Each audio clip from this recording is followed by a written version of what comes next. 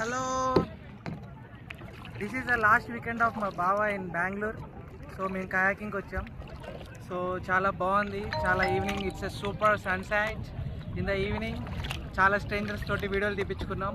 ఎంతోమందిని ఇప్పుడు వీడియోలు అదుక్కోవాలి మళ్ళీ వెనక్కి. It's important thing. సో అట్లా అనమాట.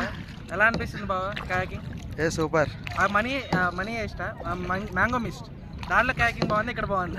ఇక్కడ బాగుంది. ఇది కొంచెం పెద్దగా ఉందా? ఇది కొంచెం ఏరియా వైజ్ బాగుంది.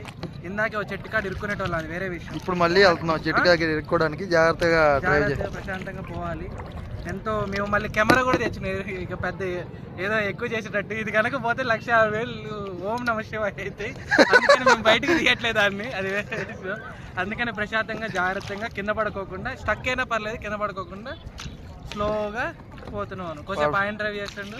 డ్రైవ్ అంటారా పరం దీన్ని ఏమంటారు? దీన్ని బోటింగ్ కాదు, బోటింగ్ చేసే డ్రైవర్ని ఏమంటారు తెలియదు.